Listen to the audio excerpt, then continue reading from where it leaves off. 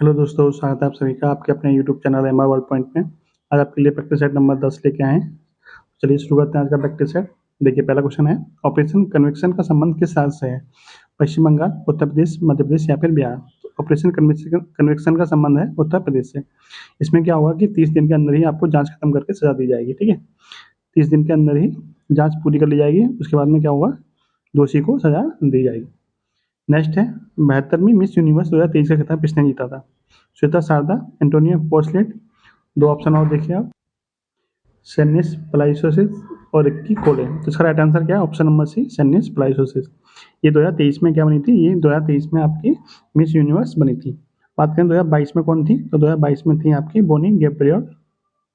बोनी Gabriel, ठीक है। Next question देखिए, PBWRS-1 गेहूं की एक नई किस्म है, किसके द्वारा विकसित की गई है? भारतीय कृषि अनुसंधान संस्थान, Indira Gandhi agriculture university, Punjab agriculture या फिर doctor Rajendra Prasad central agriculture university. इसका राइट आंसर क्या है? Option number C, Punjab agriculture university. ठीक है, इसके द्वारा क्या है, ये विकसित की गई है। किसकी प्रजाति है? तो ये आपको ध्यान रखना, PBWRS-1 किसकी है? तो ये गेहूं की है। नेक्स्ट देखिए, हाल ही में 23वां एससीओ शिखर सम्मेलन किसकी अध्यक्षता में आयोजित किया गया है? भारत, चीन, पाकिस्तान या फिर रूस। तो जो एससीओ सम्मेलन हुआ है 2023 में, वो भारत में हुआ है। इसकी अध्यक्षता किसने की है? तो भारत ने ही की है। 2023 का जो सम्मेलन हुआ है, वो उसमें एक नया सदस्य जोड़ा गया है। उसका नया सदस्य का नाम क्या है?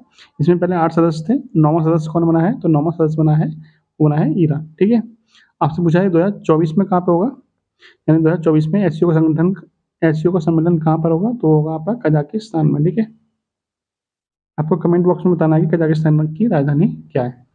कजाकिस्तान की राजधानी बतानी है आपको कमेंट बॉक्स में क्या है। और जो आपका कजाकिस्तान है, ये दुनिया का सबसे बड़ा भूमि अवरुद्ध देश है। ठीक है, भूमि अवरुद्ध देश कौन सा है? तो ये आपका कजाकिस्तान ही है। लैंड लॉक्ड कंट्री कौन सा है? कजाकिस्तान।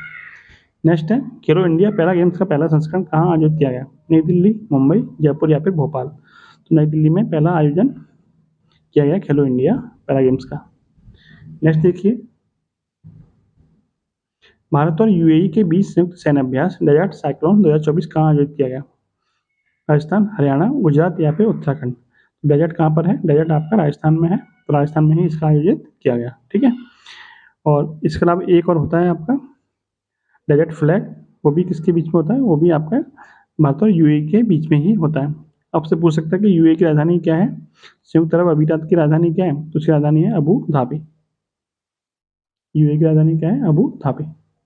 ठीक है, नेक्स्ट है, गोवा का लोकगीत क्या है? मांडो, गंगोर, चकपा या फिर लूर।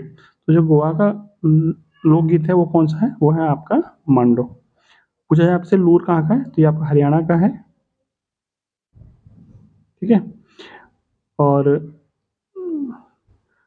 यदि आपसे पूछ ले कि गोवा की जो राजधानी है वो क्या है, तो गोवा की राजधानी है आपकी पणजी। और गोवा की भाषा क्या है? गोवा की भाषा आपसे पूछी जाए तो भाषा आपको कमेंट बॉक्स में बतानी है कि गोवा की भाषा क्या है। ठीक है, राज्य की भाषा क्या है। नेक्स्ट देखिए, नेक्स्ट क्या है क्वेश्चन, लंदन शहर नदी के तट पर स्थित है, किस नदी के तट पर है? हडसन, राइन, डेन्यूब या फिर थेम्स। जो लंदन शहर है वो टेम्स नदी के तट पर स्थित है। हडसन नदी के तट पर कौन सा है? तो न्यूयॉर्क। राइन नदी के तट पर कौन सा है? ये आपको कमेंट बॉक्स में बताना है। इसके अलावा जो डेन्यूब नदी है, उसकी नदी के तट पर कौन सा है? वो है आपका बेना। ठीक है, बेना, ऑस्ट्रिया की राजधानी बेना। और एक और आपसे पूछा था कि जो आपकी सीन नदी है, सी नदी के तट पर कौन सा शहर है? वो है आपका पेरिस। ये भी आप पॉइंट ध्यान रखिए। नेक्स्ट देखते हैं, योग में मकरासन किस मुद्रा को दर्शाता है? देखिए मकर का मतलब क्या होता है? मकर का मतलब होता है मगरमच्छ। तो इसका राइट आंसर क्या बन जाएगा? ऑप्शन नंबर बी, मगरमच्छ। नेक्स्ट देखिए, वर्ल्ड हैप्पीनेस रिपोर्ट तैयार की जाती है किसके द्वारा? संयुक्त राष्ट्र सतत विकास समाधान नेटवर्क के द्वारा, संयुक्त राष्ट्र विकास कार्यक्रम द्वारा, विश्व व्यापार संगठन द्वारा या फिर अंतर्राष्ट्रीय मुद्रा कोष के द्वारा। तो जो यूएन नेटवर्क है उसके द्वारा क्या की जाती है? वर्ल्ड हैप्पीनेस रिपोर्ट तैयार की जाती है। इस रिपोर्ट में नंबर 1 पे कौन आया इस बार? नंबर 1 पे है फिनलैंड। और भारत की रैंक कौन सी है? तो भारत की रैंक है 126। खुशहाली सूचकांक में भारत कौन से नंबर पे है? 126वें नंबर पे है। नेक्स्ट देखते हैं, 2011 की जनगणना के अनुसार निम्न में से किस राज्य में साक्षरता का दर सर्वाधिक थी? सभी को पता है सबसे ज़्यादा साक्षरता कहाँ थी, केरल में, और सबसे कम कहाँ थी, न्यूनतम न्यूनतम कहाँ थी, बिहार में। ठीक है, नेक्स्ट है पालीताला मंदिर निम्नलिखित में से किस शहर में स्थित है, माउंट आबू, नासिक, उज्जैन या फिर भावनगर। तो जो पालीताला मंदिर है ये कहाँ पर है, ये आपका भावनगर गुजरात में स्थित है। कहाँ पर है, गुजरात में। ठीक है, नेक्स्ट क्वेश्चन देखिए, निम्नलिखित में से कौन सा दिन केंद्रीय रिजर्व पुलिस बल यानी सीआरपीएफ की स्थापना दिवस के रूप में मनाया जाता है। यानी सीआरपीएफ दिवस कब मनाया जाता है, 14 अप्रैल, 14 जुलाई, 8 मार्च या फिर 27 जुलाई। तो सीआरपीएफ दिवस मनाया जाता है 27 जुलाई को। क्यों, क्योंकि 27 जुलाई 1939 को क्या हुआ था, इसकी स्थापना हुई थी। ठीक है, बाद में इसका नाम 1949 में रख दिया गया था। 1949 में इसका नाम चेंज करके सीआरपीएफ यानी कि सेंट्रल रिजर्व पुलिस बल रख दिया गया था। पहले इसका नाम था ग्राउंड रिप्रेजेंटेटिव फोर्स, सीआरपीएफ। ठीक है, बाद में इसका नाम क्या रख दिया था, 1949 में सीआरपीएफ रखा गया था। इसके अलावा यदि आपसे पूछा जाए 8 मार्च को कौन सा दिवस होता है, तो 8 मार्च को अंतर्राष्ट्रीय महिला दिवस होता है। नेक्स्ट देखते हैं, निम्नलिखित में से कौन एक सम्मिलित नहीं है। रास नृत्य ब्रज क्षेत्र का है, आला महोबा का है, कर्मा मथुरा का है, कजरी मिर्जापुर का है। तो जो आपका कर्मा है वो आपका मथुरा का नहीं है, ये कहाँ का है, कर्मा आपका सोनभद्र और मिर्जापुर वाले क्षेत्र में है। और किस जनजाति के द्वारा मनाया जाता है, तो ये भी आपको पूछा जाता है कि ये खरवार जनजाति है, खरवार उसके द्वारा ये मनाया जाता है। ठीक है, नेक्स्ट देखिए, उत्तर प्रदेश प्रारंभिक शिक्षा के लिए स्कूल चलो अभियान कब शुरू हुआ था, 1999 में, 2000 में, 2001 या फिर 2002 में। तो जो स्कूल चलो अभियान था वो 2000 में शुरू हुआ था, सन 2000 में। ठीक है, स्कूल चलो अभियान। नेक्स्ट देखिए, नेक्स्ट क्वेश्चन क्या है, निम्न में से किस राज्य में भारत के प्रथम अमृत सरोवर का उद्घाटन किया गया था। तो भारत का जो उत्तर प्रदेश है, उत्तर प्रदेश का जो शहर रामपुर है, रामपुर में एक गांव है पटवाई, पटवाई गांव, उस गांव में क्या था, पहला अमृत सरोवर के अंतर्गत पहला तालाब बनाया गया था। वो उत्तर प्रदेश का ही पहला क्या था, जिला था। कब बनाया गया था, ये 13 मई 2022 को। ठीक है, नोट कर लीजिए आप, 13 मई 2022, रामपुर के पटवाई गांव में। नेक्स्ट देखिए, निम्नलिखित में से कौन सा उत्तर प्रदेश विभाग की चयन प्रक्रिया के चरणों में से एक नहीं है। यानी जब उत्तर प्रदेश के पुलिस विभाग में जब चयन किया जाता है तो इनमें कौन सी परीक्षा आपकी नहीं होती है। शारीरिक परीक्षा होती है, शैक्षिक परीक्षा भी होती है, आय पात्रता भी आपकी जरूरी है, लेकिन जो भाषा परीक्षण है वो आपका जरूरी नहीं है। ठीक है, नेक्स्ट है, भेड़कुंड जहां अर्जुन ने द्रौपदी से शादी करने के लिए मछली का निशाना बनाया था, उत्तर प्रदेश के किस जिले में है। तो भेड़कुंड कहाँ पे है, ये आपका फर्रुखाबाद में पड़ता है, आपका भेड़कुंड। ठीक है, और फर्रुखाबाद में ही क्या है, फर्रुखाबाद में ही आपके कपिल मुनि का आश्रम है। कपिल मुनि का आश्रम कहाँ पे है, तो फर्रुखाबाद में ही है। कपिल मुनि कौन थे, जिन्होंने सांख्य दर्शन दिया था। सांख्य दर्शन किसने दिया था, तो कपिल मुनि ने ही सांख्य दर्शन दिया था।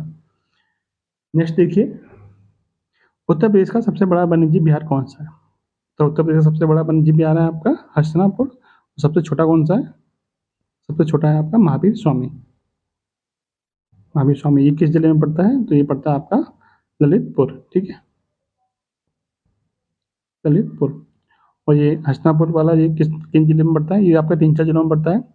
ठीक है, मेरठ, मुजफ्फरनगर वगैरह में पड़ता है, कई जिलों में शामिल है आपका हस्तिनापुर। नेक्स्ट देखते हैं, वह कौन सा अंतिम वर्ष था जब भारत में रेल बजट और केंद्रीय बजट अलग अलग प्रस्तुत किया गया था, 16 में, 12 में, 8 में या फिर 4 में। तो जो है 16 में अंतिम बार क्या था, केंद्रीय बजट जो था, रेल बजट और केंद्रीय बजट दोनों एक साथ प्रस्तुत किए गए थे। उसके बाद 2018 से क्या है, अलग अलग प्रस्तुत किए गए हैं। ठीक है, इससे पहले जो आपका 2020-21 का समय था, सॉरी 1920-21 का जो समय था, उस समय एकवर्थ कमीशन के द्वारा, एकवर्थ समिति के द्वारा या फिर एकवर्थ आयोग के द्वारा इनको अलग अलग किया गया था। उसके बाद में फिर विवेक देवराय समिति बनी, एक विवेक देवराय समिति। उस समिति के द्वारा 2018 से ये क्या है, ये आपका एक साथ प्रस्तुत किया गया है। ठीक है, रेल बजट और आम बजट को एक साथ प्रस्तुत किया गया है 2018 से। ठीक है, नेक्स्ट देखिए, योजना अवकाश की अवधि का संबंध है 65 से 68, 66 से 69, 67 से 70 या फिर 78 से 80। तो जो तृतीय पंचवर्षीय योजना का एंड हुआ था, यानी 61 से 66 के बाद, यानी 66 से लेकर 69 तक का जो समय था वो आपका क्या था, योजना अवकाश के अंतर्गत आता है।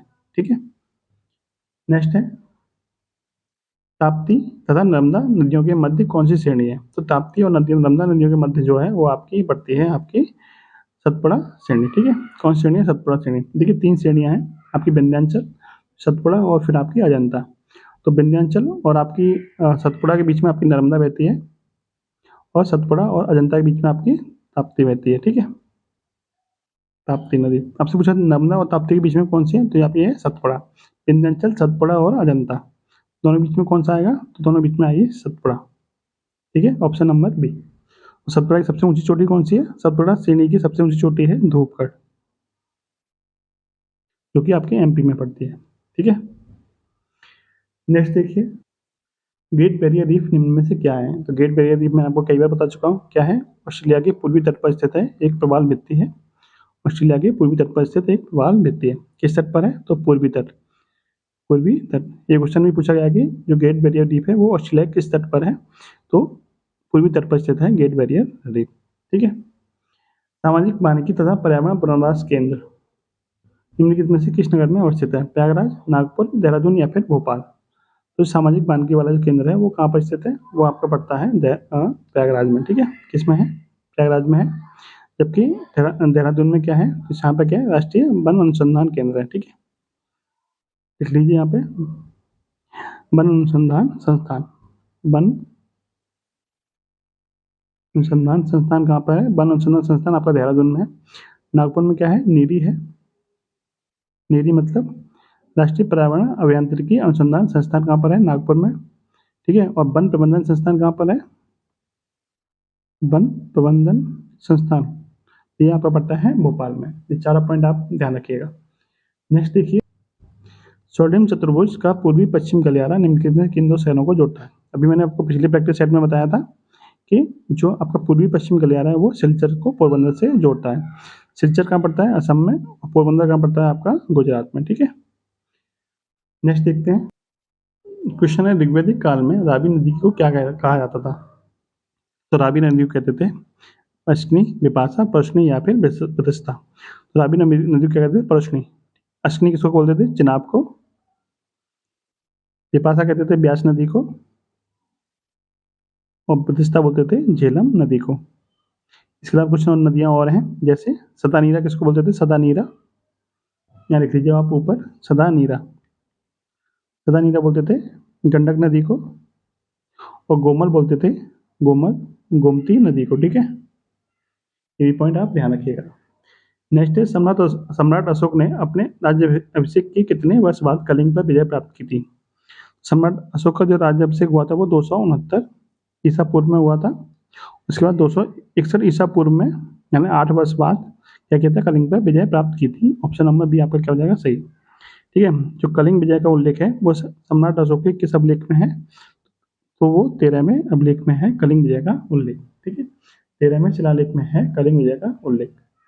नेक्स्ट पॉइंट है, निम्नलिखित में से किन वर्षों के दौरान कुतुबुद्दीन ऐबक ने शासन किया था? तो कुतुबुद्दीन ऐबक ने शासन किया था वो 1206 से 1210 के बीच में किया था। और कुतुबुद्दीन ऐबक को लाख बख्श के नाम से जानते हैं, लाख बख्श। और ये पहला गुलाम वंश का संस्थापक भी यही था। ठीक है, गुलाम वंश का संस्थापक। और पोलो या चौवन खेलते हुए इसकी मृत्यु हुई थी। ठीक है, पोलो खेलते हुए इसकी मृत्यु हो गई थी। ठीक है, ये सारे पॉइंट आप ध्यान रखिएगा। नेक्स्ट देखते हैं, कृष्णदेव राय ने तेलुगु में पर एक कृति की रचना की जिसे अमुक्तमाल्यदा के नाम से जाना जाता है। अमुक्तमाल्यदा जो कृति है उसका संबंध किससे है? तो उसका संबंध है शासन कला से, यानी कि राजनीति से संबंधित है अमुक्तमाल्यदा। ठीक है, राजनीति से संबंधित है। नेक्स्ट क्वेश्चन देखिए, निम्नलिखित में से बंगाल के किस गवर्नर जनरल ने दिसंबर 1829 ईस्वी में सती प्रथा के खिलाफ कानून बनाया था? 1829 में सती प्रथा के खिलाफ जो कानून बनाया था वो कौन कौन थे? वो थे आपके विलियम बेंटिंग। ठीक है, ये बंगाल के गवर्नर भी थे। बाद में क्या हुआ था, ये इनको भारत का गवर्नर जनरल बना दिया गया था। भारत के प्रथम गवर्नर जनरल भी यही थे। ठीक है, गवर्नर जनरल।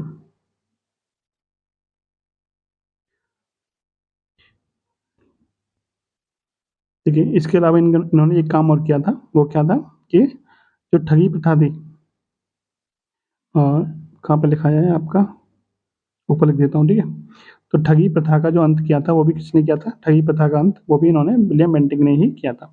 इसके अलावा जो कैनिंग थे वो भारत के प्रथम वायसराय थे। प्रथम वायसराय कौन थे? वो आपके कैनिंग थे। इसके अलावा जो वारेन हेस्टिंग थे वो बंगाल के प्रथम गवर्नर जनरल थे। बंगाल के प्रथम गवर्नर जनरल कौन थे? वो वारेन हेस्टिंग थे। ठीक है, ये सारे पॉइंट ध्यान ध्यान रखिए। वारेन हेस्टिंग बंगाल के प्रथम governor general, William Bentinck Bharat के प्रथम गवर्नर जनरल, कैनिंग भारत के प्रथम वायसराय। नेक्स्ट देखते हैं, भारतीय संविधान में वर्णित कौन सा अनुच्छेद मानव दुर्व्यापार तथा भिक्षा एवं अन्य समान बलपूर्वक श्रम का प्रतिषेध करता है? अनुच्छेद 14, अनुच्छेद 17, अनुच्छेद 23 या फिर अनुच्छेद 24? जो अनुच्छेद 23 है इसका संबंध किससे है? ह्यूमन ट्रैफिकिंग यानी मानव के दुर्व्यवहार पर रोक से संबंधित है। और अनुच्छेद 17 किससे संबंधित है? तो ये आपका छुआछूत का अंत यानी कि अस्पृश्यता से संबंधित है। अनुच्छेद 17 और अनुच्छेद 24 का संबंध किससे है? 14 वर्ष से कम आयु के बच्चे क्या नहीं कर सकते कि जो खतरनाक कारखाने उनमें 14 वर्ष से कम के बच्चों को आप नहीं लगा सकते। और अनुच्छेद 14 में क्या है? अनुच्छेद 14 में है समान इसको बोल सकते हो आप कानून के समक्ष समानता। ठीक है, कानून के समक्ष समानता किसमें है? वो आपके 14 में ही है। ठीक है, नेक्स्ट देखते हैं, वर्तमान भारत के में उच्च न्यायालयों की संख्या कितनी है? तो मैंने आपको पिछले प्रैक्टिस सेट में बताया था कितनी है, 25 है। और नवीनतम यानी 25वां हाई कोर्ट कौन सा है? तो 25वां हाई कोर्ट है आपका अमरावती हाई कोर्ट, या फिर आप कह सकते हो हैदराबाद, या फिर आंध्र प्रदेश हाई कोर्ट। ठीक है, आंध्र प्रदेश का हाई कोर्ट का है 25वां हाई कोर्ट है। बात करें हाई कोर्ट में, जो हाई कोर्ट की रिट जारी करने का अधिकार किस अनुच्छेद में है? तो अनुच्छेद 226 में है। हाई कोर्ट रिट जारी कर सकता है। ठीक है, रिट जारी करने का अधिकार हाई कोर्ट के अनुच्छेद 226 में है। नेक्स्ट देखिए, नेक्स्ट क्वेश्चन क्या है, निम्नलिखित में से कौन भारतीय संसद के दोनों सदनों की संयुक्त बैठक की अध्यक्षता करता है? जब दोनों सदनों को बुलाया जाता है एक साथ तो उनकी अध्यक्षता कौन करता है? तो उनकी अध्यक्षता करता है लोकसभा का अध्यक्ष। और बुलाने का काम कौन है, किसका है? तो बुलाने का काम है राष्ट्रपति का। ठीक है, दोनों सदनों की संयुक्त बैठक को कौन बुलाता है? राष्ट्रपति। और अध्यक्षता कौन करता है? तो लोकसभा का अध्यक्ष। नेक्स्ट देखिए, निम्नलिखित में से कौन सा चुनाव भारत के निर्वाचन आयोग द्वारा संपादित नहीं किया जाता? लोकसभा, राष्ट्रपति, उपराष्ट्रपति या फिर स्थायी निकाय? जो आपके स्थायी निकाय हैं वो भारत के चुनाव आयोग के द्वारा संपादित नहीं किए जाते, ये आपके राज्य चुनाव आयोग के द्वारा संपादित किए जाते हैं। ठीक है, नेक्स्ट देखिए क्या है क्वेश्चन, भारतीय संविधान में वर्णित किस अनुच्छेद में राज्य की राजभाषा अथवा भाषा अपनाने की प्रक्रिया है? 43 में, सॉरी अनुच्छेद 343, 344, 345 या फिर 346? तो आपका 345 जो है इसमें क्या है? राजभाषा को अपनाने की स्वतंत्रता है। और जो आर्टिकल 343 है इसमें क्या है कि संघ की जो राजभाषा होगी, संघ की राजभाषा वो क्या होगी? वो आपकी हिंदी होगी। ठीक है, राजभाषा हिंदी होगी, ना कि राष्ट्रभाषा। ठीक है, ये पॉइंट अलग अलग है, ध्यान रखिएगा। नेक्स्ट देखते हैं, स्वच्छ आकाश का नीला रंग किस घटना के कारण होता है? प्रकाश का विक्षेपण, प्रकाश का परावर्तन, प्रकाश का प्रकीर्णन या फिर प्रकाश का अपवर्तन? तो प्रकाश के प्रकीर्णन के कारण क्या होता है?